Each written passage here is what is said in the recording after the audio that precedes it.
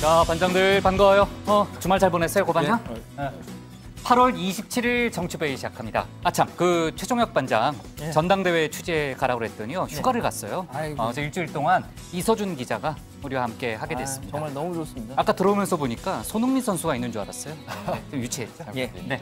고 반장, 그 폼페이오 미 국무장관의 방북이 전격 취소됐다는 소식이 주말 사이에 들어왔잖아요. 남북 공동연락사무소 개소가 거기에 영향을 받을 가능성이 있다고요? 네, 그렇습니다. 그런데 일단 통일부는 이 개소 작업, 개소 준비 차질 없이 진행하겠다고 일단은 밝혔습니다. 그런데 청와대는 개소 연기에 무게를 좀 더 싣는 모양새입니다. 네, 이번 방북 연기가 영향이 없다고는 할 수 없다. 그러니까 영향이 있다라고 이야기한 겁니다. 그렇군요. 자, 신 반장.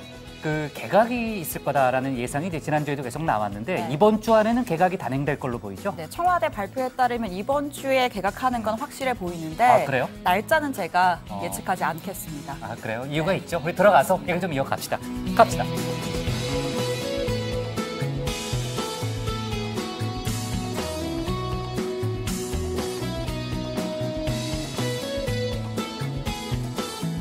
네, 반장들 자리에 앉았으면 정치보이를 시작하죠.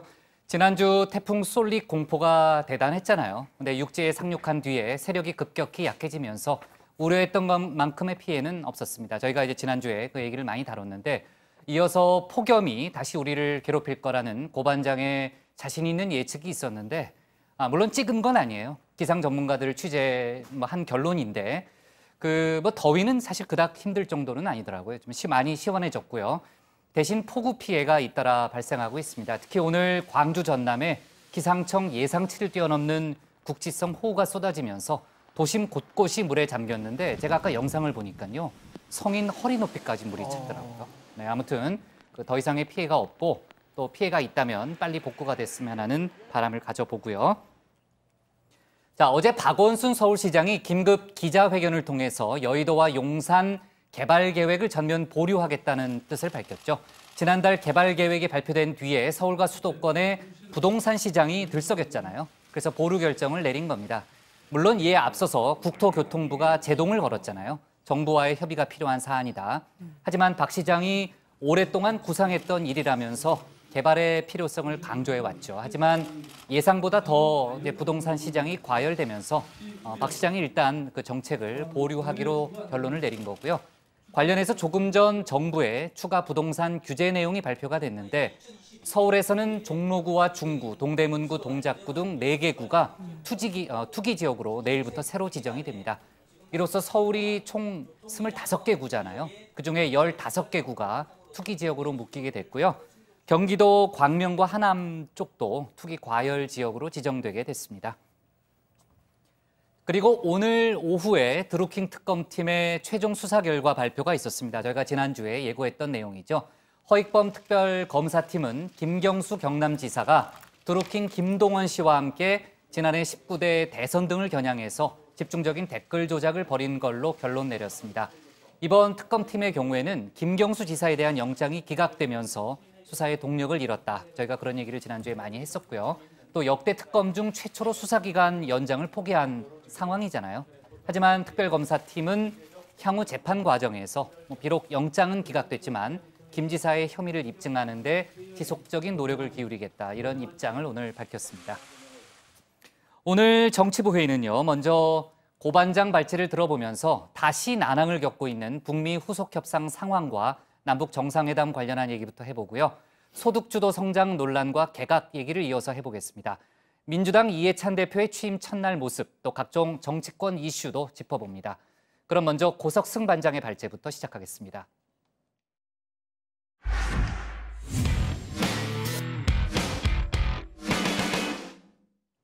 지난 주말이었죠. 트럼프 미국 대통령이 폼페이오 국무장관의 4번째 방북을 전격 취소했습니다. 지난 북미 정상회담 추진 과정에서 회담 취소를 발표했다가 번복했던 사례와 얼추 비슷해 보이긴 하지만 이번에는 상황이 더 꼬여 있다는 관측도 많습니다. 트럼프 대통령은 중국과의 무역 관계가 해결된 이후 방북이 성사될 가능성이 높다고 밝혀서 중국의 대응 역시 주목되는 상황입니다. 청와대는 문재인 대통령의 역할이 더 중요해졌다며 적극적으로 중재 역할에 나설 것임을 시사했습니다. 오늘 야당 발제에서는 외교안보 이슈를 자세하게 짚어보겠습니다. 네, 좀 잠잠하나 싶었는데 트럼프 대통령 또 깜짝 발표를 내놨습니다. 이번 주로 예정됐던 마이크 폼페이오 국무장관의 북한 방문을 전격 취소한 겁니다. 트럼프 대통령 이번에도 트위터 계정을 통해 이 같은 사실을 밝혔습니다. 저는 폼페이오 장관에게 북한에 가지 말 것을 요청했습니다. 한반도 비핵화와 관련해 충분한 진전이 이루어지지 않고 있다고 느끼기 때문입니다. 자, 본격적으로 이야기를 하기에 앞서서 우리 신반장의 아예 언급하지 아니할 수 없습니다. 지난주 우리 신반장 아주 호기롭게 폼페이오 장관의 방북일을 예측했습니다. 적중했습니다. 괜히 반장들이 저에게 신토토라는 별명을 붙여준 게 아니죠. 물론 절대 감으로 하는 게 아니고요. 주요국들의 외교안보 일정을 종합적으로 고려해서 철저한 분석 끝에 나온 예측이었습니다. 폼페이오 장관 다음 주 북한에 방문할 예정이라고 공식적으로 발표했습니다. 철저한 분석, 신토토. 이쯤에서 우리 신반장의 입장을 직접 한번 들어보겠습니다. 네, 옛말에 정치는 생물이다라는 말이 있고 지난주에 분명히 고 반장이 폭염을 예측했었는데 맞아요. 네, 저 오늘 추워서 패딩 입고 출근했습니다. 맞아요. 제 핑계를 지금 좀 이야기한 거랑 다른데. 자, 아무튼 신반장 말대로 뭐 저도 틀렸습니다. 그리고 또 트럼프 대통령이 워낙 돌출 행동이 많다 보니 예측하기 힘들 수도 있죠. 북미 관계의 특수성도 있습니다. 날씨도 트럼프 대통령도 예측 불가라는 사실 다시 한번 깨달았습니다. 여기서 얻을 수 있는 교훈, 그만큼 도박이나 내기 이런 거 함부로 하면 안 된다는 겁니다. 참고로 한국도박문제관리센터 상담전화 국번 없이 1336입니다. 24시간 통화 가능합니다. 자, 다시 본론으로 돌아가서요. 이번 방북 취소 결정은 극비리에 그리고 전격적으로 이뤄졌습니다. 현지 시간 기준으로 23일까지만 해도 방북 준비 착착 진행되는 분위기였습니다. 자, 그런데 24일 오전부터 백악관 기류가 바뀌기 시작했습니다. 그리고 최종적으로 지금 보시는 이 회의, 트럼프 대통령과 마이크 펜스, 폼페이오, 앤드류 김, 성김 등이 백악관 오벌 오피스에서 가진 이 회의에서 방북 취소가 결정됐습니다. 자, 여기서 투머치 인포메이션, TMI 하나. 제가 5월에 트럼프 대통령을 만난 것도 바로 저곳 오벌 오피스였습니다. 사진을 보니까 문득 그때 추억 또 한 번 떠오릅니다. 자, 아무튼 이번 방북 취소 결정을 놓고 지난 북미 정상회담 취소 발표 때와 비슷한 것 아니냐, 그때처럼 곧 번복하는 거 아니냐는 의견도 있습니다.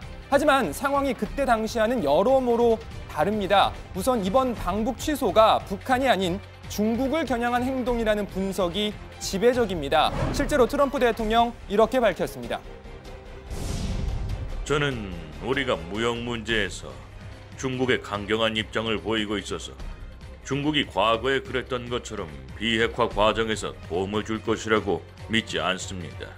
폼페이오 장관은 중국과의 무역 관계가 호전된 후 가까운 미래에 방북할 것을 고대하고 있습니다.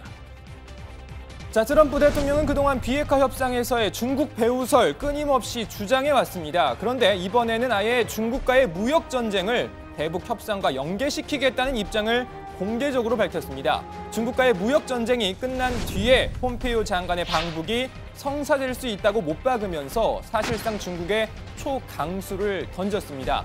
자, 그래서일까요? 북한 노동신문 아직까지 폼페이오 장관 방북 관련 보도는 다루지 않고 있는데 대신 미중 간의 갈등 상황을 자세히 보도했습니다. 노동신문은 더욱 심각하게 번져지는 중미 관계라는 제목의 정세 해설에서 최근 채택된 미국의 2019 회계년도 국방수권법 내용과 이에 대한 중국의 반발 등을 소개했습니다. 노동신문은 가뜩이나 팽팽한 중미 관계가 이번 일을 계기로 더욱 치열한 대립 관계로 넘어가고 있다는 것을 보여준다고 해석했습니다. 자, 트럼프 대통령에게 일격을 당한 중국 즉각 반발했습니다. 중국 외교부는 성명을 통해 북한을 비핵화하려는 노력을 중국이 지연시키고 있다는 트럼프 대통령의 주장은 무책임하다면서 중국은 한반도 비핵화를 위해 계속 긍정적인 역할을 해 나갈 것이라고 강조했습니다. 중국 공산당 기관지 인민일보의 자매지죠. 황구 15도 한 발 더 나아가 미국을 강력히 비난했습니다. 현재 북미 회담이 중단된 모든 책임은 미국에 있다. 북미 정상회담 이후 북한은 풍계리 실험장을 폐쇄하고 탄도미사일 발사 시설 철거와 미군 유해 송환 등 성의를 보였지만 미국은 대북 독자 제재에 나서는 등 북한에 대한 위협을 지속하고 있다.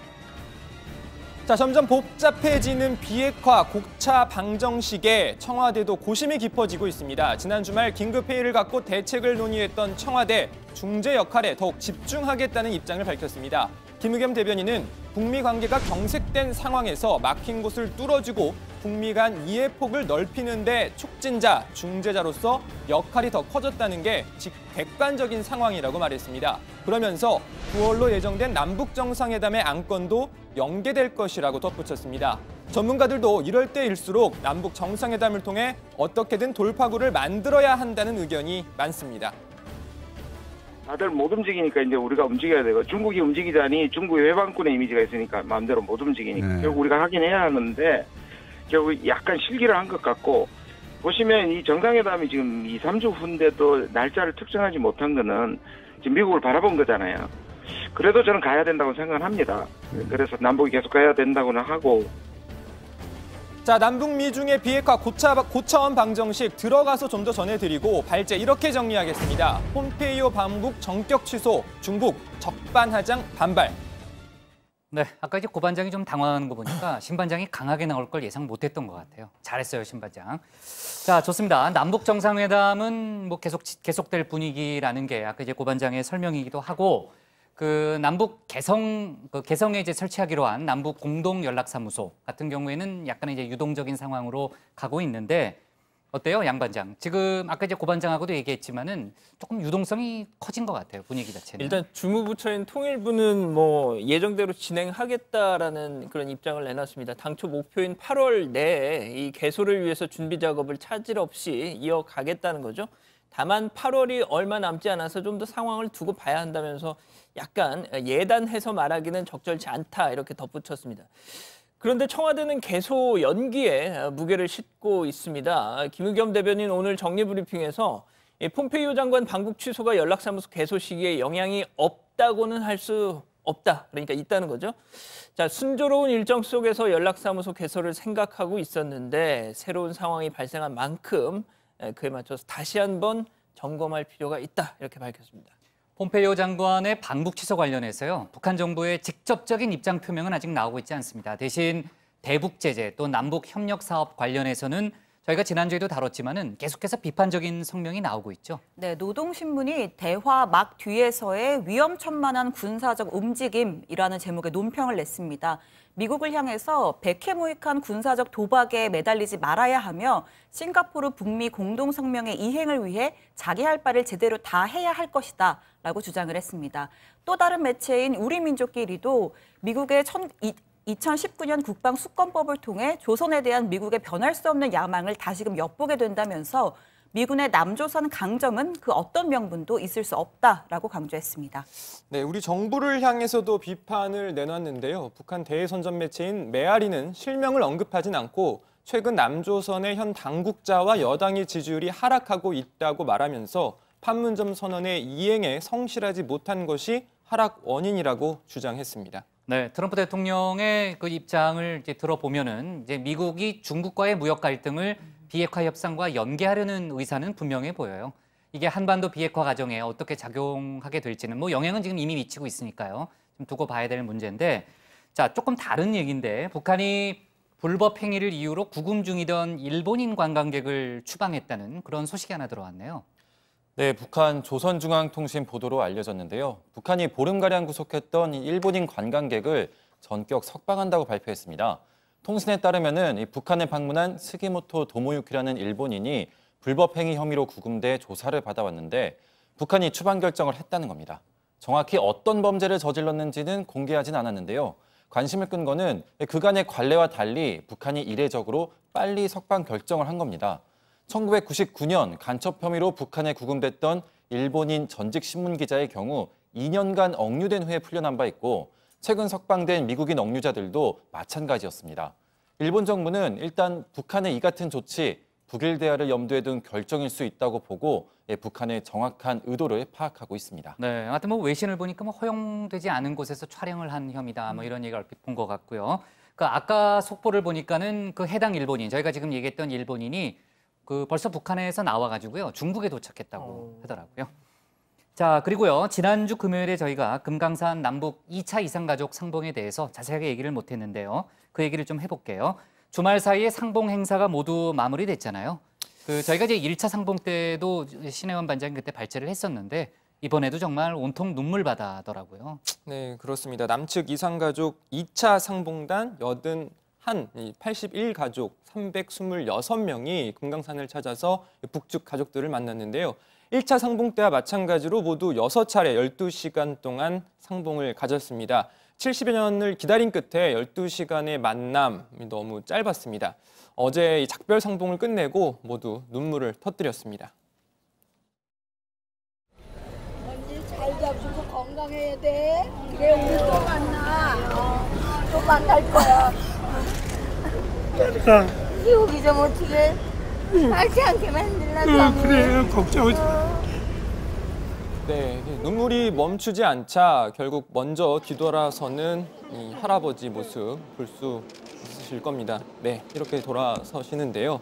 버스 속 할머니는 할아버지를 바라보면서 연신 눈물을 닦는 모습입니다. 네, 이렇게 차가 출발을 앞두고 있는데도 손을 놓지 못하는 가족들 곳곳에 눈에 띄었습니다. 네, 북한 매체들도 어제 상봉 종료 사실을 보도했습니다. 조선중앙통신은 역사적인 판문점 선언 이행을 위한 실천적 조치의 일환으로 20일부터 금강산에서 시작된 북남 흩어진 가족 친척 상봉이 26일 끝났다고 밝혔습니다. 또 상봉자들은 민족 분열의 오랜 세월을 보고 싶었던 혈육들을 만난 기쁨과 격정 속에 지나온 나날들을 감회 깊이 돌이켜보았다. 북과 남의 가족, 친척들은 통일의 그날 다시 만날 것을 서로 약속하며 작별하였다. 이렇게 보도를 했습니다. 네, 한 가지 희망적인 소식이 있습니다. 어제 이산가족 상봉 행사를 올해 한 번 더 추진하겠다는 발표도 있었는데요. 아, 그래요? 네, 박병서 대한적십자사 회장이 이 상봉 행사 마무리 후에 기자회견을 열었는데 북측과 이산가족 상봉 행사를 올해 안에 한 번 더 하기로 협의를 했다라고 밝혔습니다. 구체적인 날짜 등은 국장급의 실무회담에서 논의하기로 했다라고 전했고요. 그러면서 규모는 대강 이번과 비슷한 규모로 하고 잘 되면 10월 말쯤에 가능할 수도 있다라고 얘기했습니다. 이제 뭐 다만 사족을 좀 달았는데요. 이산가족 상봉 연내 추가 추진은 남북 간 협의 같이 이런 추후 상황을 좀 더 지켜봐야 한다라고 또 첨언을 한 거죠. 통일부는 또 이 전면적인 생사 확인, 고향 방문, 서신 교환, 상봉 정례화 등이 이루어질 수 있도록 다각적인 노력을 기울여 나가겠다고는 덧붙였습니다. 이미 문재인 대통령도 이산가족 상봉 문제 관련해서는 남북 모두 서둘러야 한다. 기회 있을 때마다 강조를 한 바 있는데요. 아시다시피 대부분 이제 고령인 점을 고려하더라도 이 정례화 남북이 적극적으로 좀 나서길 바랍니다. 네. 자, 어쨌든 폼페이오 장관의 갑작스러운 방북, 그 이후 상황을 잘 지켜봐야 되겠고요. 북한 반응이 하루 이틀 내로 나올 겁니다. 제가 내일 다시 한번 이 문제를 조금 더 속보를 다뤄보고요. 오늘 기사 제목은 이렇게 잡을게요. 폼페이오 방북 취소, 문 대통령 중재 역할 커져로 잡겠습니다. 다음은 신혜원 반장의 발제를 들어보겠습니다.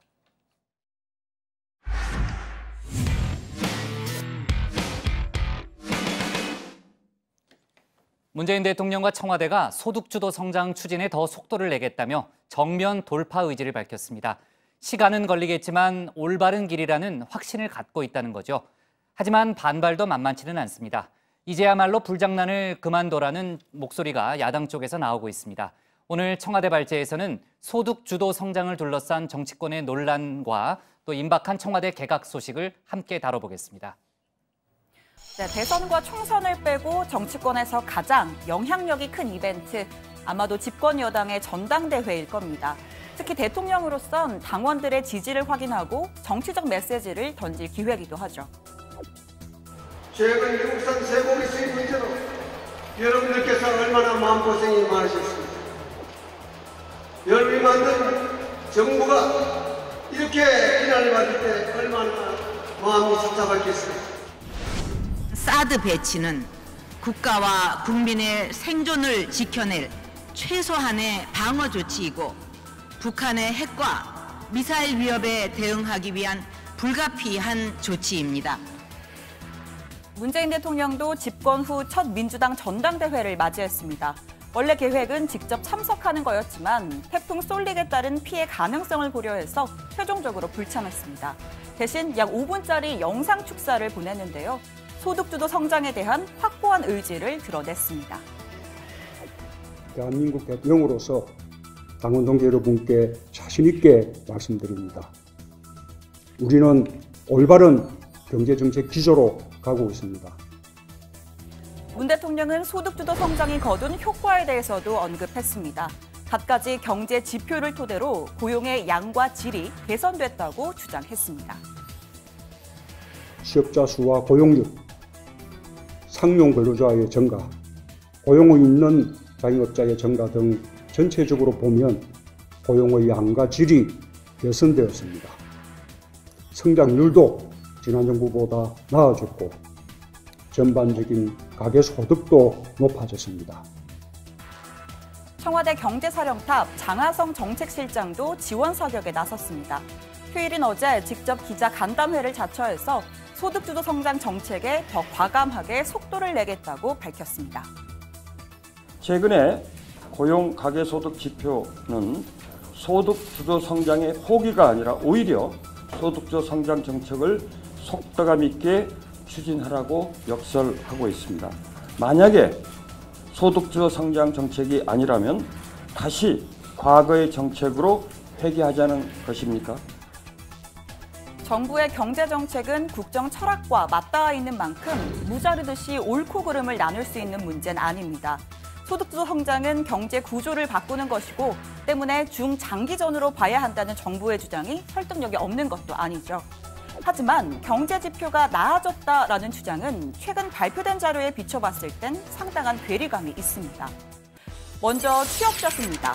숫자만 보면 증가한 게 맞습니다. 하지만 핵심은 증가폭입니다.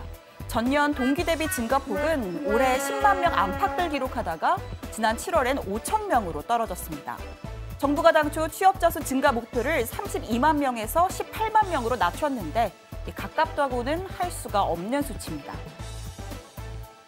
새로운 이런 노동 공급 구조에서는 약 10만에서 15만 사이면은 정상적인 취업자 증가 수가 아니냐 이렇게 보고. 네, 두 번째 지표 고용률입니다. OECD 기준 고용률은 취업자 수를 생산 가능 인구, 그러니까 15세에서 64세로 나눠서 구하는데 이 분모인 생산 가능 인구가 감소하는 추세여서 취업자 수가 늘지 않더라도 고용률은 자연스럽게 증가하게 되어 있습니다. 하지만 7월 고용률은 61.3%로 전년 대비 0.3%포인트 줄었습니다. 자, 마지막 전반적인 가계소득이 증가했다는 대목입니다. 이건 통계청 발표가 나온 날 청와대 발제에서 집중 분석해드린 바가 있습니다. 올 2분기 가구당 월평균 소득은 453만 1,000원으로 전년 대비 4.2%가 늘었습니다. 그런데 뭐가 문제냐고요? 소득 하위 20%인 1분위 소득은 1년 전보다 7.6% 감소했습니다. 소득 상위 20%인 5분위의 소득은 1년 전보다 10.3% 늘었습니다. 그래서 결과가 뭐냐? 저소득층 소득은 크게 감소한 반면 고소득층의 소득은 크게 늘면서 빈부격차가 10년 만에 최대로 커졌습니다. 저소득층의 소득을 늘려서 내수를 살린다는 소득주도 성장의 명분이 통째로 흔들릴 만한 지표인 겁니다. 정치권의 공방도 아주 뜨겁습니다. 여당은 청와대와 함께 더 과감히 정책을 추진하겠다는 입장인 반면 야당은 더 이상의 불장난을 멈추라고 주장합니다. 거듭 강조하지만 소득주도 성장은 이제 본격적으로 시작하는 단계입니다. 속도가 더디다는 비판은 받아들이겠지만 성과가 없다는 비판은 번지수를 잘못 찾은 것입니다. 이게 뭐 5기도 아니고 말이죠. 이 무대포로 이렇게 경상도 사투리입니다만 무대포로 이렇게 밀어붙이는 이런 정부가 이렇게 하려고 과연 집권을 했나 정말로 그런 생각이 든단 말이죠. 아집으로 정책을 추진해서는 안 됩니다. 야당과 많은 언론이 또 많은 경제계 인사들이 문제라고 지적하는 것에 대해서 변명하려 하지 말고 현실을 직시해야 합니다. 자, 그런데 이 공방에 기름을 부은 사건이 또 있습니다. 어제 청와대가 차관 인사를 통해서 통계청장을 교체했는데요. 야당은 청와대의 입맛에 안 맞는 통계를 낸 통계청장을 사실상 경질했다고 주장했습니다. 죽은 자식 만지듯 더 이상 미련을 가져야 할 정책이 결코 아니라는 점을 인식하여 주시기 바랍니다. 어제 청와대가 발표한 통계청장을 경질했습니다. 나라 경제에 불이 난 마당에 불을 낸 사람이 아니라 불났다고 불이야 소리치는 사람을 나무란 꼴이 아니라고 할 수 없습니다. 청와대는 최근 통계청 발표와 인사는 관련이 없고 경질이 아니라고 강조했습니다. 하지만 정책 수립에 영향을 끼치는 지표의 관리가 필요한 만큼 이에 따라서 통계청장 교체를 단행했다는 분석이 지배적입니다. 오늘 청와대 발제는 이렇게 정리하겠습니다. 소득주도 공방 2라운드, 올바른 길, 무대뽀 정부입니다. 네, 앞서 이제 외교안보 이슈를 다루면서요. 이제 문재인 대통령의 중재 외교가 다시 중요해졌다라는 그런 얘기를 했잖아요. 청와대도 그런 언급을 했고요. 근데 그것 말고도 이제 뭐 개각 얘기도 아까 해봤고 또 이제 경제 지표 관련한 얘기도 저희가 많이 해봤는데 하여간 문재인 대통령이 상당히 바쁜 가을을 보내게 됐다라는 생각이 들고요. 정부의 소득주도 성장 논란 관련해서는 정부나 여당 모두 정면 돌파하겠다는 그런 입장인 거죠. 네, 문재인 대통령 지난 주말 민주당 전당대회를 통해서 소득주도 성장론 밀고 가겠다는 의지 다시 한번 드러냈습니다. 오늘은 이 수석보좌관 회의를 통해서요. 최근 논란이 됐던 국민연금 문제에 대해서도 언급을 했습니다. 국가의 지급 보장을 분명하게 해서 국민의 불안감을 해소하도록 하라는 게 내용의 골자인데요. 직접 들어보시겠습니다. 국가가 책임을 지고 있는 제도이기 때문에 보험료를 납부한 국민이 연금을 지급받지 못한다는 것은 국가가 존재하는 한 있을 수 없는 일입니다. 그런데도 기금 고갈이라는 말 때문에 근거 없는 불안감이 끊임없이 제기되고 있는 만큼 국가의 지급 보장을 분명하게 하여 국민의 불안감을 해소하는 방안을 적극 검토해 주기 바랍니다. 네, 문 대통령은 또 국민연금 제도 개혁에 있어서 가장 중요한 건 사회적 합의라면서 빠른 결론보다는 장기적 관점에서 살필 것을 당부했습니다. 현재 정부가 국민연금 자문위에 자문안을 넘겨받아서 현재 정부안 마련에 착수한 상태인데요. 지급보장과 더불어서 노후소득 강화, 양극화 해소 등 3가지 원칙을 강조했습니다. 네, 자 개각 관련해서요. 신반장, 원래 2기 장관 개각 발표가 이르면 오늘 가능할 수도 있다 이런 예측도 있었는데 일단 오늘은 넘어갔네요. 네, 앞서 청와대가 이번 주에는 개각을 하겠다라는 입장을 밝혔었고 또 어제 차관 인사까지 냈습니다. 그리고 매주 월요일에는 문 대통령과 이낙연 총리의 주례 회동이 있는데 이 총리가 국무위원 인사의 재청권자이기 때문에 오늘 최종 조율이 이루어질 거라는 예측이 많았는데요. 이 발표는 아직까지는 나오지 않고 있습니다. 일각에서는 태풍 솔릭 때문에 늦어진 국회의 결산 심사를 마치는 대로 나오지 않겠느냐 이런 분석도 있고요. 이 개각의 대상으로는 고용노동부, 국방부, 산자부, 여가부, 환경부 등이 거론되고 있는데 이번 개각의 키워드는 2개입니다. 하나는 여당, 하나는 여성인데요. 먼저 현재로서는 협치 내각이 다소 어려운 만큼 현역 여권의원 입각 가능성이 있고 또 이번에도 여성 장관의 비율을 30% 선을 유지할 거란 관측이 나오고 있습니다. 일단은 그 2가지를 지금 이제 2가지 키워드를 얘기했잖아요. 다 충족하는 인사가 민주당 유은혜 의원이다 이런 얘기가 좀 나오고요. 지금 교육부총리 또는 여가부 장관 얘기로 언급이 많이 되고 있더라고요. 네, 하여간 아직 오늘이 지나진 않았으니까 오늘도 이제 속보가 더 나올 수는 있어요. 그러니까 개각은 계속해서 속보를 챙겨가는 걸로 하고요. 자, 경제 얘기로 좀 넘어가 볼게요. 지금 소득주도 성장을 둘러싼 공방은 정치권에서 계속 가열되는 그런 분위기인 거죠? 그렇습니다. 문재인 대통령하고 장하성 정책실장에 이어서 오늘은 김동연 경제부총리가 이 경제관계 장관 회의를 갖고요. 역시 정면 돌파 의지를 밝혔습니다. 주로 이 생활 SOC 확충 방안, 신중년 일자리 확충 방안, 민자 고속도로 통행료 절감 방안 이런 여러 가지를 논의를 했는데 이 생활 SOC라는 거 기존의 이 대규모 토목공사가 아니라 도서관, 체육관 이런 복지시설 이런 걸 의미하는 거죠. 상대적으로 고용 창출 효과가 큰 SOC 투자를 확대하되 국민 삶의 질에 도움이 되는 그런 부분에 방점을 두겠다는 의미로 해석이 됩니다. 또 이 경제 투톱 간의 갈등, 또 본인의 사임설 역시 일축을 하고요. 속도감 있게 정책 추진하겠다 의지 드러냈는데 한번 보시죠.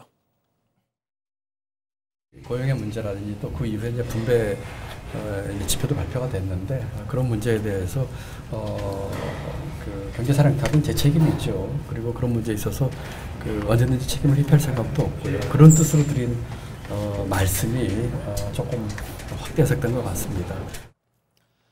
네, 소득주도 성장을 둘러싼 이 정치권 공방, 오늘 각 당 지도부 회의에서 상임위로까지 이어졌습니다.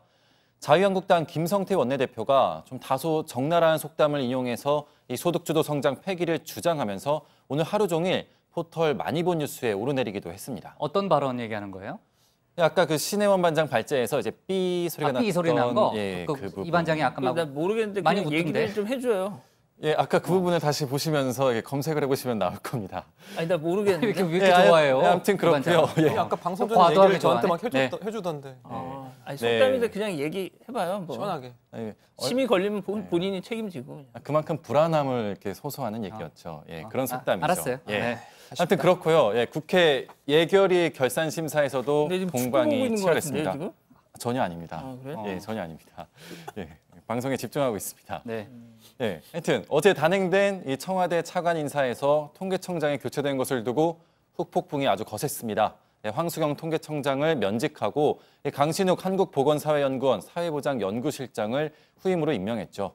야당은 경질성 인사라고 주장하고 있고 여당은 통계청 조사에 표본 오류가 있었다 이렇게 주장을 하고 있습니다. 네, 자꾸 축구 얘기하지 마요. 자꾸 손흥민 선수 앞에 보는 것 같아서 깜짝깜짝 놀란다니까요, 지금요. 그 표본 오류라는 게 정확히 뭐예요, 신 반장? 네, 그러니까 이 통계청이 발표한 올해 1, 2분기 연속 가계 동향 조사 결과를 보면 소득 분배 불평등이 10년 만에 최고치를 기록한 것으로 나왔는데요.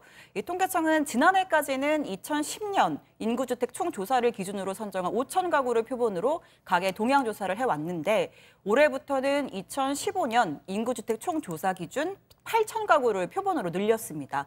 그런데 이 5년 사이에 고령화가 진행된 여파로 이 표본의 노인과 저소득층 가구가 대폭 늘었고 이 1년 사이에 그래서 소득 분배가 악화된 것처럼 보인다라는 게 이 표본 오류론의 요지입니다.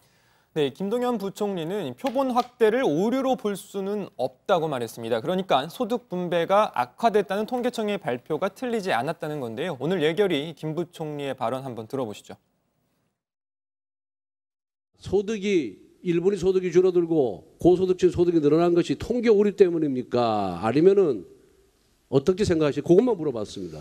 저는 굉장히 복합적이라고 생각을 하고요. 적어도 우리 통계청에서 그 통계를 전문적으로 관리하는 데 있어서 적어도 뭐 통계상 오류를 범할 기관은 아니고요. 해석상의 문제일 수 있는데. 저도 그렇게 생각을 하는데요. 통계는 거짓말하지 않습니다. 역대 정부 수립된 이후에 통계청은 그 전문성, 객관성, 중립성을 갖고 통계를 생산했습니다. 그러면 그 통계를 놓고 왜 이렇게 됐는지에 대해서 진지한 반성이 있어야 되는데 마치 통계청에서 통계 표본을 잘못 선택하는 바람에 이러한 결과가 나왔다. 이런 참사가 발생했다라는 인식은 이건 정말 부추김하다 저는 생각을 합니다. 저는 의원님 말씀에 기본적으로 동의합니다. 그 통계 표본의 변화 때문에 이런 일이 생겼다고 하는 것은 동의하지 않고요. 그리고 아마 그런 얘기를 하시는 분들도 그것 때문에 그렇다라고까지 얘기는 안 하실 겁니다. 제가 통계. 네, 다만 김 부총리는 표본이 확대되면서 어르신이 많이 포함된 것이 영향을 미친 요소가 있다라고 말하면서 억울한 부분이 없는 것은 아니지만 겸허하게 생각하면서 종합적으로 여러 대책을 만드는 것이 중요하다고 생각한다라고 덧붙였습니다. 네. 자, 그리고 조금 전에 들어온 속보 하나를 보니까요. 인터넷 전문은행 규제 완화를 위한 보통 저희가 이제 은산분리라고 해서 많이 다뤘잖아요. 어쨌든 청와대에서도 관련한 입장을 밝혔는데 그 여야 합의에 실패했네요. 조금 전에 이제 들어온 속보를 보니까 여야 합의가 불발돼서 8월 30일에 원래 국회 본회의가 예정돼 있잖아요. 그날 통과시킬 예정이었는데 8월 국회 통과가 불투명해졌다라는 그런 속보가 들어왔는데 또 내일 또 상황이 바뀔 수도 있으니까 저희가 내일 속보를 더 챙겨보는 걸로 하겠습니다. 자, 오늘 청와대 발제는요.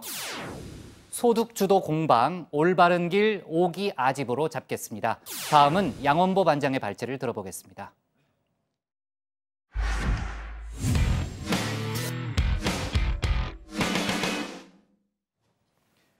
전두환 씨 측이 알츠하이머 투병을 이유로 오늘 광주에서 진행된 5.18 관련 재판에 나가지 않겠다고 했었죠.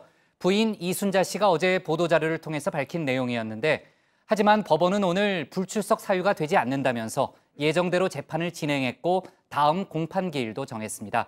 과연 다음 재판에서라도 강제구인장을 발부할지 주목되고 있는데요. 오늘 양반장 발제에서는 관련 소식과 여러 가지 정치권 뉴스를 함께 정리해 보겠습니다. 네, 그렇습니다. 알츠하이머, 1907년 독일의 정신과 의사 알로이스 알츠하이머 박사에 의해서 최초로 보고됐다고 하죠. 치매를 일으키는 가장 흔한 퇴행성 뇌질환의 하나인데 이 전두환 씨가 그간 이 정신 건강에 조금 문제가 있다 하는 얘기들 심심찮게 전해지긴 했습니다만 부인 이순자 씨, 그러니까 가족에 의해서 이것이 공식적으로 밝혀지기는 처음입니다. 자, 2013년 처음 이렇게 진단을 받았고 지금까지 약을 복용하고 있다는 겁니다. 또 90세를 바라보는 고령 때문에 근간에는 이 인지 능력이 현저히 저하가 돼가지고 방금 전의 일도 기억 못하는 지경이 됐다. 또 자, 이 나라의 대통령이었던 사람이 동문서답하는 모습을 국민들도 보기를 원치 않을 거다 라면서 굳이 안 해도 되는 걱정까지 해가면서 법원 불출석의 불가피성을 역설한 거죠. 자, 일단 이순자 씨 얘기가 사실이라고 전제를 하죠. 자, 그런데 그럼 이건 어떻습니까? 지난해 출간된 이 전두환 회고록 1권 그 6페이지에 있는 저자 서문을 한번 보시죠.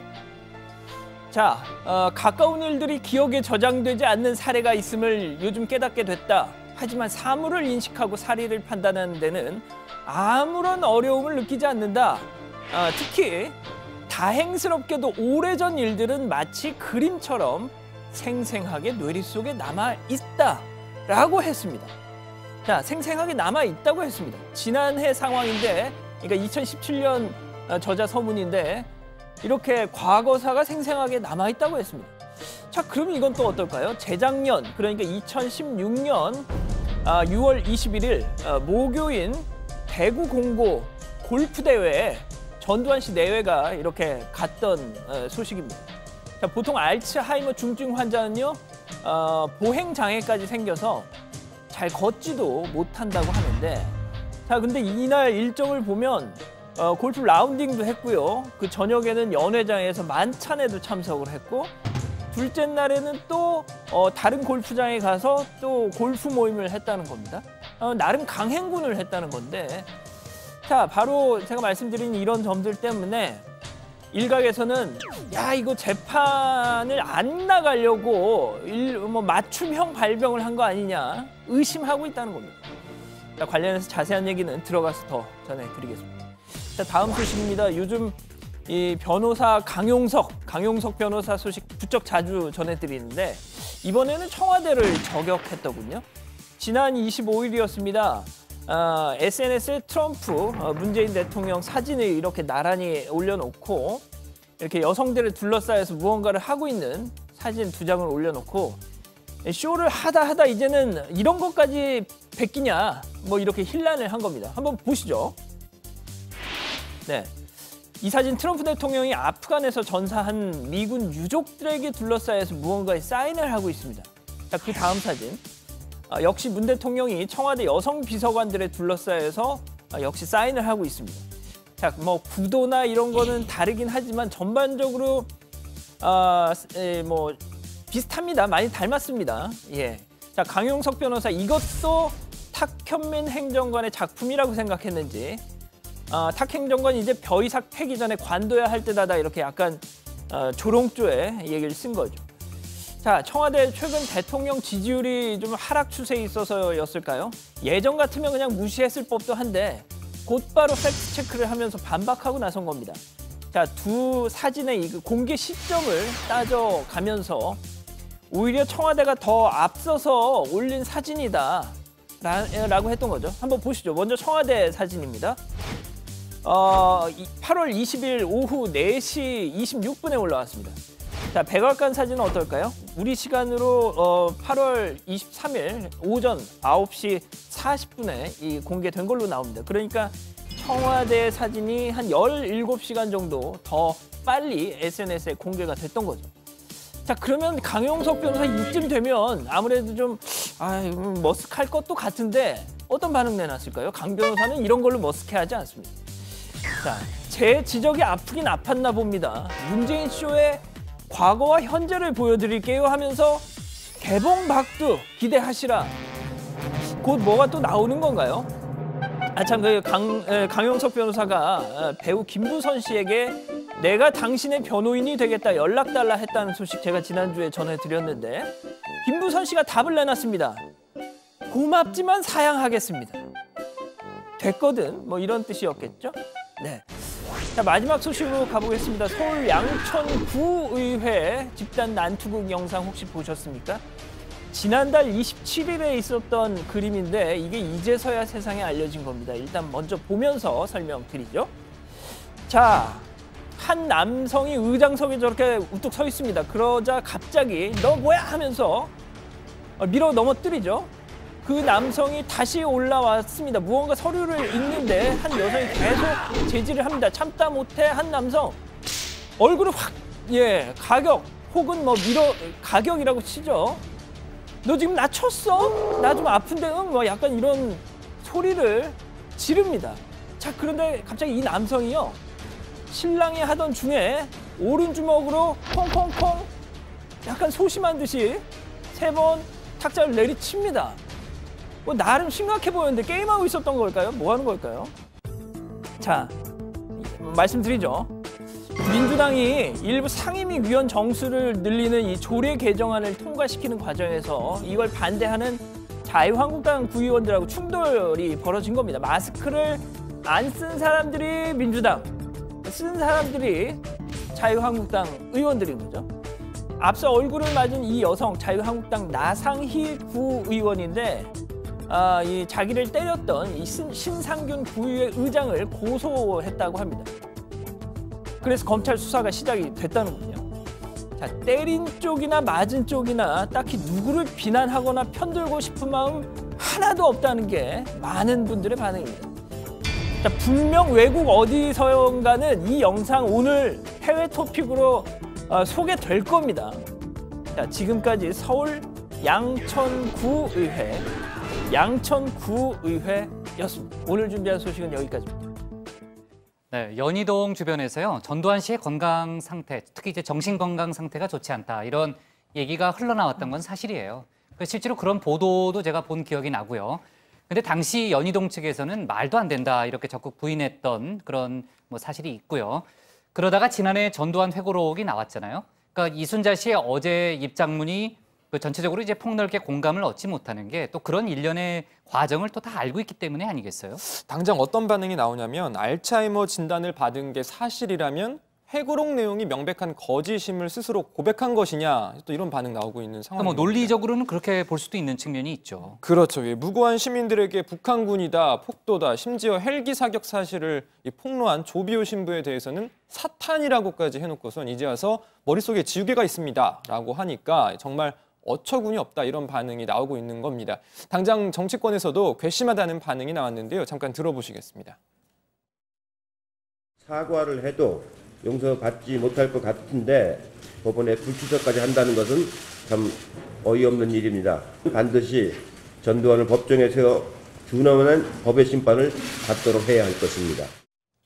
참, 이 반장, 이순자 씨가 전두환 씨가요, 알츠하이머에 걸리게 된 그 이유라고 해야 되나? 그것도 좀 밝혔는데 옥중 단식이요? 그것 때문에 그렇다고요? 예, 1995년 이 5.18 특별법 때문에 수감됐을 때 옥중 단식 투쟁을 해서 28일 만에 중단했다는 겁니다.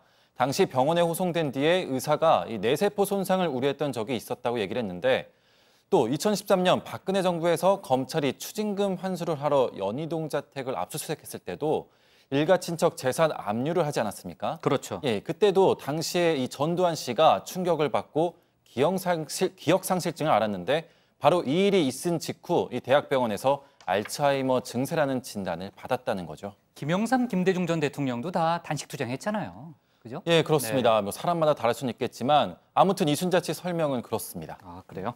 자, 근데 이제 앞서 발제에서도 양 반장이 설명했지만요. 2013년 이후에도 전두환 씨 전반적인 이제 대외 활동을 보면요. 환자라는 느낌을 받기가 좀 어려워요. 그렇죠. 그때부터 뭐 기억 상실 증세가 있었다는 건데 2013년 이후에 활동을 간단하게 한번 추려봤습니다. 먼저 2015년 10월 대구공고 체육대회에 참석을 했었죠. 이 당시에 참석자들이 각하라는 호칭을 썼다고 해서 또 논란이 되기도 했었고요. 이듬해죠. 2016년 4월에 총선 투표를 하기도 했었고 2달 뒤에는 대구공고 동문 골프대회, 체육대회에 참석을 또 했었습니다. 또 그해 10월에는 최규하 전 대통령 추모식에도 갔었고 작년 2017년 1월에 연희동 자택에서 신년회, 또 4월에는 회고록 출간, 5월에 대선 투표까지 뭐 환자라고 보기에는 좀 어려운 일정 행보를 보였던 거죠. 네, 이순자 씨의 입장문을 쭉 읽어보면요. 뭐 알츠하이머 부분은 저희가 얘기를 했으니까 그걸 차치하더라도 광주에서는 재판의 공정을 유지하기 어렵다. 이런 대목이 또 그 진짜 이유 아닌가라는 생각도 들더라고요. 그렇습니다. 그렇습니다. 그간 이제 전두환 씨 측에서는 서울에서 재판을 받겠다라면서 재판부 이송 신청을 냈었거든요. 맞아요. 예, 어제도 5.18 민주화 운동을 어제 그 입장문에서도 5.18 광주 사태라고 표현을 하면서 이 광주 법원은 이 지방 민심의 영향을 받지 않고 공정을 유지하기가 어려울 거다라고 이제 자기 나름대로 뭐 이렇게 딱 단정을 하면서 이송 신청을 거부한 재판부에 대해서 불만을 드러냈습니다. 자, 서울에서 판매된 책이 더 많은데 광주보다 더 많은데도 재판부가 이송을 거부한 이유를 전혀 납득을 못하겠다 뭐 이런 얘기를 했더라고요. 때문에 시민들은 만약 재판이 서울에서 열렸다면 그래도 알츠하이머 진단 사실을 공개했을까 하는 의구심을 드러내고 있더라고요. 네, 오늘 2시 30분에요. 광주지법에서 예정대로 재판이 열렸습니다. 변호인은 출석했다고요? 네, 이 전 씨는 나오지 않았고요. 대신에 변호사 정주교 변호사가 출석을 했습니다.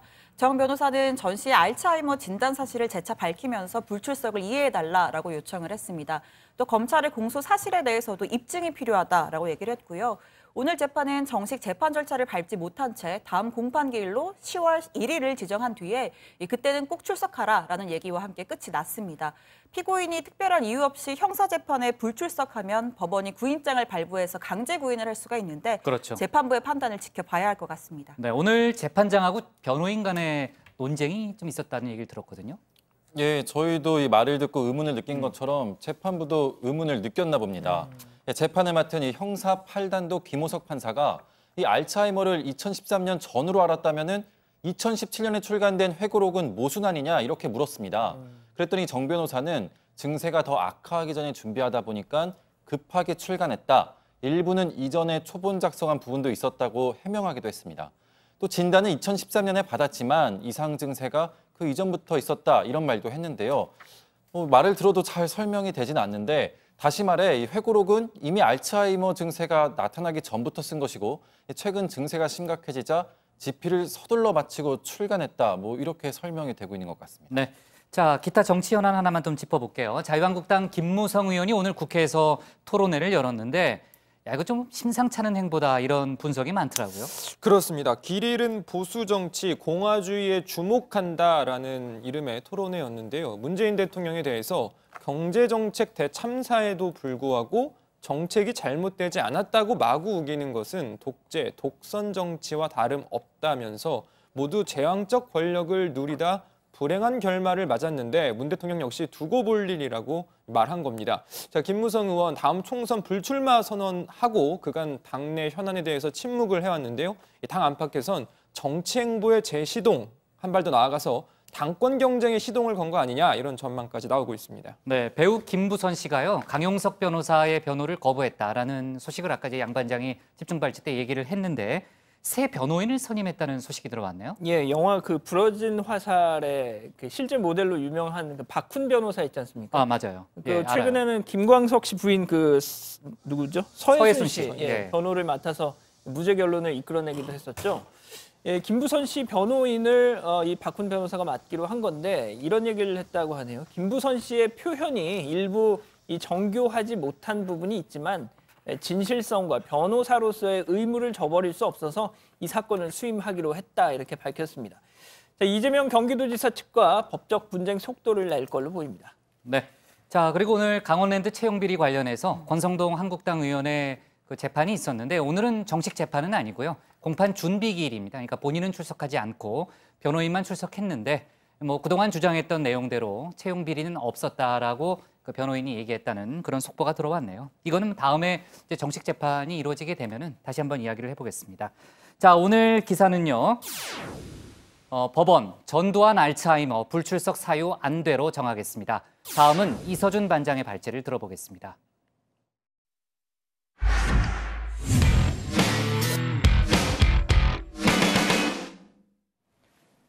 더불어민주당 새 지도부가 오늘부터 공식 일정을 시작했습니다. 이해찬 당대표는 오늘 오전 첫 최고위원회를 열고 강한 여당과 강한 여당의 여야 협치를 강조했습니다.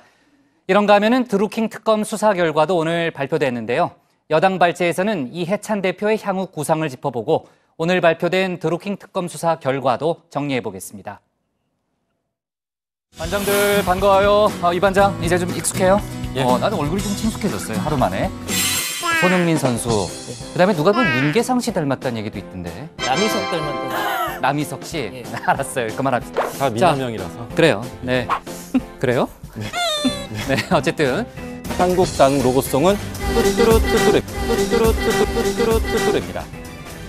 어떤 말에도 초연한 듯 평온한 모습을 보였습니다. 집어삼킬 듯 때리고 있습니다. 거세게 몰아치고 있습니다. 네, 4개월 만에 돌아왔습니다. 최종혁 반장의 윤택한 휴가를 위해 이번 주는 여당 반장으로 찾아뵙겠습니다. 여당 반장을 시작한 오늘 이해찬 대표 등 여당 새 지도부도 현충원 참배를 시작으로 공식 행보를 시작했습니다. 2012년 민주통합당 대표 때도 현충원을 참배했는데 그때와 달라진 장면이 있습니다. 2012년 참배하지 않았던 이승만, 박정희 전 대통령 묘역을 오늘은 참배한 겁니다. 이 대표는 박정희 유신에 반대하다 옥보를 치르기도 했는데 두 전직 대통령 참배는 이번이 처음이었다고 합니다. 예, 그 두 분 대통령 묘역은 제가 이번에 처음으로 참배를 했습니다. 이제 분단 시대를 마감을 하고 평화 공존의 시대로 가는 길목에 있습니다. 그런 차원에서 두 분에게도 이해를 표하는 게 좋겠다는 생각이 들어서 참배를 했습니다. 네, 이 대표 곧바로 국회로 돌아와서 첫 최고위원회를 열고 향후 구상들을 쏟아냈습니다. 들어보시죠. 첫째, 민생경제 연석회의를 가능한 빨리 구성을 해서 가동을 해나가겠습니다. 두 번째는 당정청 협력을 보다 강화시켜 나가겠습니다. 셋째, 여야 5당 대표회의를 제안을 드립니다. 넷째, 민주정부 20년 집권 플랜 TF를 준비해서 구성을 하겠습니다. 네, 최대한 빠른 시일 내에 여러 협의체를 꾸리겠다는 겁니다.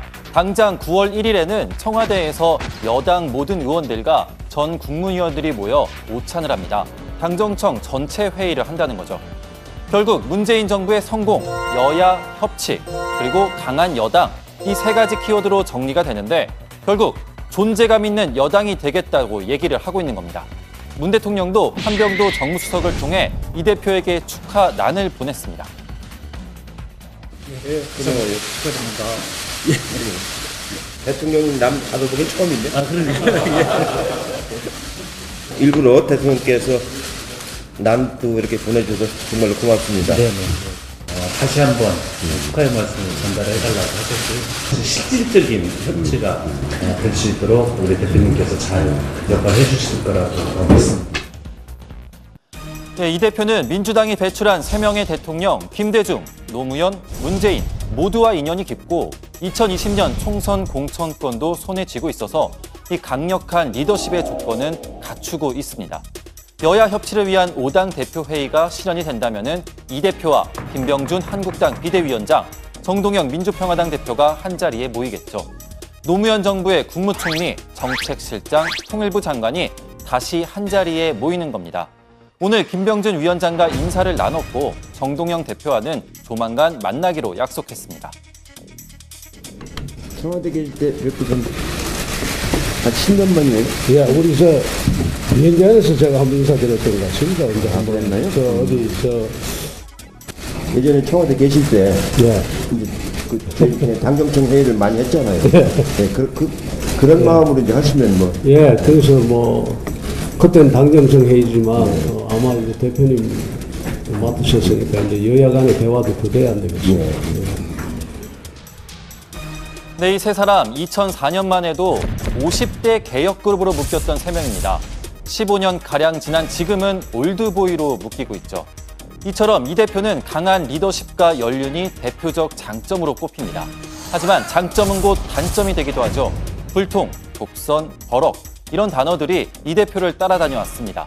8선의 서청원 한국당 의원을 제외하면은 7선으로 국회의원 중 가장 선수가 높습니다. 정치 후배여서일까요? 6선인 문희상 국회의장에겐 오늘 이런 농담을 던지기도 했죠. 아주 든든하고 기대가 큽니다. 아니, 이렇게 될 줄 알았으면 내가 의장님 선거에 도전하신 겁니다. 이렇게 될 줄 모르고. 역할이 다 따로 있죠. 네, 한마디로 이해찬 대표, 정치인도 청와대도 다가가기 어려운 리더일 수 있다는 우려입니다. 오늘 만난 기자들도 다가가기 어려워하기는 마찬가지였습니다. 아까 김병준 비대위원장님이 뭐 경제 정책에 있어서 약간 이견이 크다 이런 얘기. 난 길에서는 인터뷰 안 해. 하지 마. 네, 하지만 초선 의원 출신으로 최고위원에 뽑힌 박주민 의원은 지난 한 달 동안 소통이 아주 잘 됐다. 초선들의 의견도 즉각 반영해줬다며 기대감을 나타냈습니다. 자, 이제 다음은 드루킹 특검 소식입니다. 조금 전 2시 30분 드루킹 특별검사팀이 60일간의 수사 결과를 발표했습니다. 드루킹 일당들을 추가로 기소하고 김경수 경남도지사를 인터넷 포털 등에 대한 업무 방해 공모 혐의와 공직선거법 위반 혐의로 불구속 기소했습니다. 김동원을 소개받아 알게 된 후 2016년 11월 9일 댓글 작업에 대한 시연을 참석하고 이후 개발 및 운영에 공모한 점과 이후 경공모 주요 멤버인 도에 대하여 김동원으로부터 외교인사로 추천하여달라는 청탁을 지속적으로 받던 중 2018년 6월 지방선거를 앞두고 일본 센다이의 총영사직을 알아보고 제안한 점이 확인되어 역시 기소하였습니다. 자세한 수사 결과 내용과 분석은 자리로 돌아가서 다른 반장들과 함께 풀어보겠습니다. 일단 오늘 여당 발제는 이해찬, 강한 여당 만들겠다. 출범과 동시에 당정청 전체회의로 하겠습니다.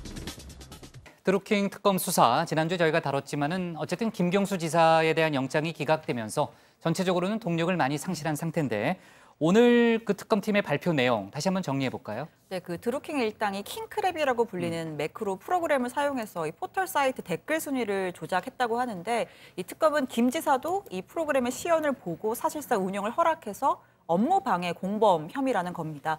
또 이 공직선거법 혐의는 드루킹이 도모 변호사를 오사카 총영사를 시켜달라고 계속 청탁을 하니까 뭐 그건 어렵고 센다이 총영사는 어떠냐라고 김 지사가 역제안을 해서 이 선거를 돕는 대가로 이익을 제공하려고 했다는 겁니다. 하지만 뭐 김 지사 측은 매크로 프로그램 시연 본 적도 없다, 센다이 총영사 제안한 적 없다 일관되게 부인을 했죠.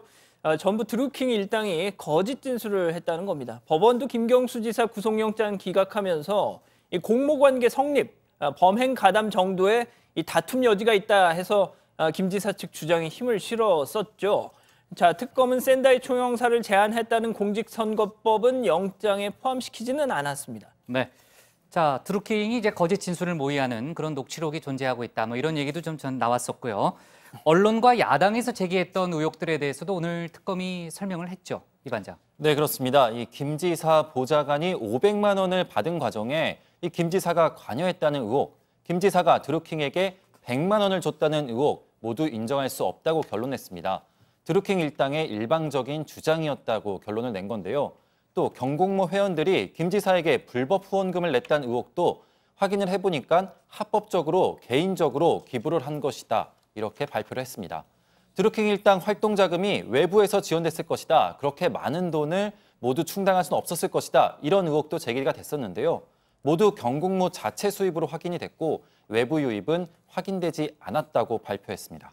김정숙 여사와 현직 청와대 참모들에 대해서는 어떤 판단을 내렸어요, 신반장? 네, 이 김정숙 여사에 대해서는 그 당 경선 현장에서 뭐 이른바 경인선 가자 뭐라고 말하는 동영상을 근거로 해서 뭐 김 여사도 연루가 될 수 있다 의혹이 제기가 됐었는데 이 특검은 인사하고 사진 찍은 사실만 확인이 된다면서 김 여사 연루 의혹은 사실 무근이다라고 결론을 냈습니다. 또 송인배 정무비서관이 강연료 명목으로 200만 원을 받은 것과 백원우 민정비서관이 도두영 변호사를 인사 관련 면담한 것은 결론을 내지 못하고 검찰로 넘겼습니다. 네. 자, 드루킹 수사는 이제 일단락됐고 이제 법정에서 이제 제2의 공방이 이제 벌어지겠네요. 자, 기무사의 계엄령 문건 수사에 대해서는 오늘 뭐 시간은 많지 않으니까 간단히만 좀 짚어볼게요. 최근 조현천 전 기무사령관하고요, 한민구 전 국방장관 보좌관 쪽을 압수수색했네요, 고반장. 네, 아시다시피 이번 수사의 핵심은 과연 누가 지시하고 주도했는가 최고위선을 찾아내는 거겠죠. 조현천 전 사령관은 내가 다 했다 이렇게 이야기하고 있고 한민구 전 장관은 보고는 받았다라고 이야기를 하고 있는데요. 저희가 지난주도 다뤘는데 조 전 사령관이 2016년 12월 9일 청와대를 다녀온 사실 수사로 드러난 바가 있습니다. 그러니까 국회에서 박근혜 전 대통령 탄핵 소추안이 가결된 바로 그 당일인 거죠? 네, 그렇습니다. 이 문제의 문건에는 통수권자의 안위를 위한 군의 역할이라고 적혀 있었죠. 박 전 대통령 또 김관진 전 안보실장 등 청와대의 개입 밝혀야 하는 상황입니다. 지금 가장 중요한 게요. 이 조현천 전 사령관 미국에서 안 오고 있습니다. 글쎄 말이에요. 왜 안 와요? 수사팀에서는 이 여권을 무효화하려다가 이게 2달 정도 걸려서 그냥 그걸 접고 계속 귀국을 설득하고 있다고 하는데 이 설득도 안 통하니까 이 주변 사람들을 좀 수사를 하고 있는 것 같습니다. 뭐 아시겠지만 수사 초기만 해도 내가 다 책임진다, 뭐 자진 귀국해서 조사받겠다, 뭐 이런 입장을 언론에 전했었는데 뭐 마음이 바뀌었나 보죠. 본인이 뭐 직접 얘기한 건 아니고 뭐 전원을 통해서 그렇게 보도가 나왔는데 아무튼 빨리 귀국을 해야 될 것 같고요. 자, 사법농단 수사는 오늘 다루질 못했는데 이건 내일 다시 한번 추가 속보를 좀 짚어볼게요. 자, 오늘 기사 제목은요. 특검 김경수 드루킹과 공모의 댓글 조작으로 잡겠습니다.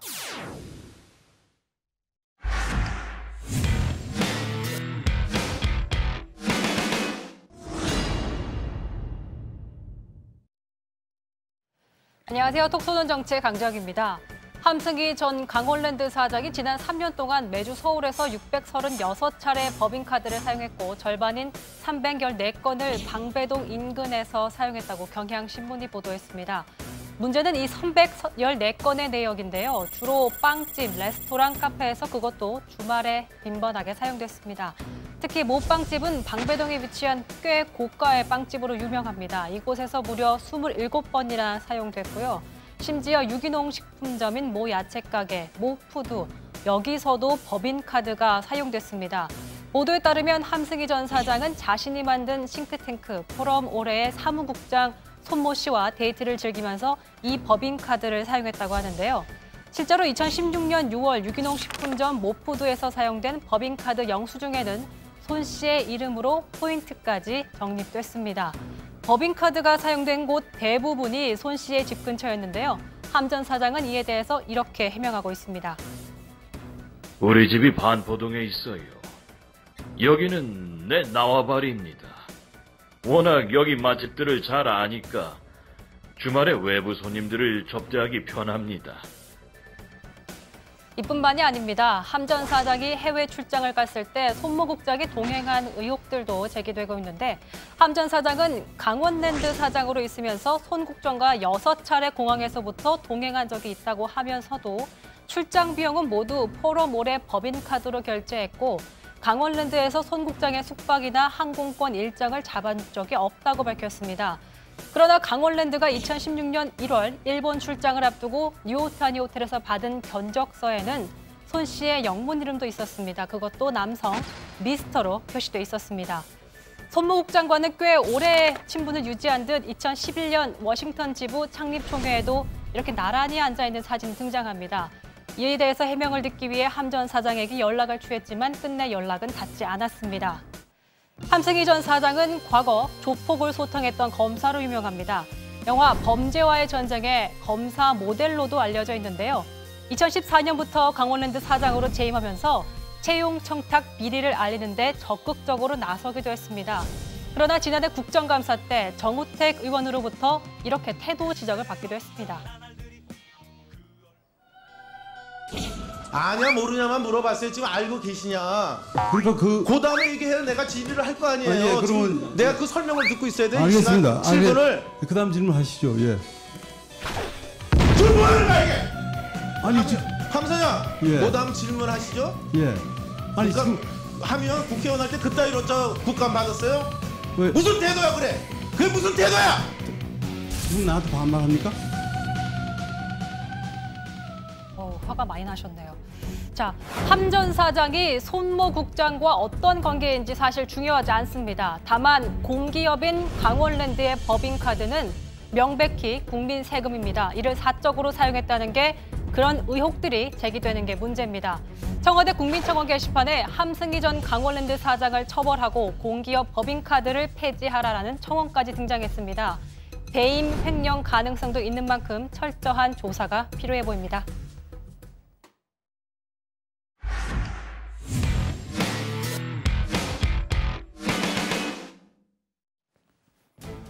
오늘 저희가 고른 한 컷은 대웅제약 회장 갑질 논란, 경영일선 사태입니다. 직원들에게 상습적으로 욕설과 폭언을 해 물의를 빚은 윤재승 대웅제약 회장이 오늘 사퇴 의사를 밝혔습니다. 앞서 윤 회장의 막말 녹취록이 공개되면서 제품 불매 운동까지 벌어졌죠. 지난 3년간 100여 명의 직원이 인격 모독을 느껴 회사를 떠났다는 회사 관계자의 주장이 나오기도 했습니다. 그동안 오너들의 재벌가의 갑질 문제가 잇따라 불거졌는데 이번 사태로 관련 논란은 더 한층 가열되고 있습니다. 글쎄요, 오너의 품격은 곧 기업의 품격으로 받아들여진다는 점 잊지 말아야겠습니다. 오늘 정치부에는 여기까지고요. 저희는 내일 다시 찾아뵙겠습니다. 네, 또 한마디 하려고요? 뭐 찾을 수가 없어, 막 그다음에. 불안해서 못 보겠어요. 그동안 많이 안 틀렸잖아요. 이거 축구 안 해도 괜찮아요? 네, 제가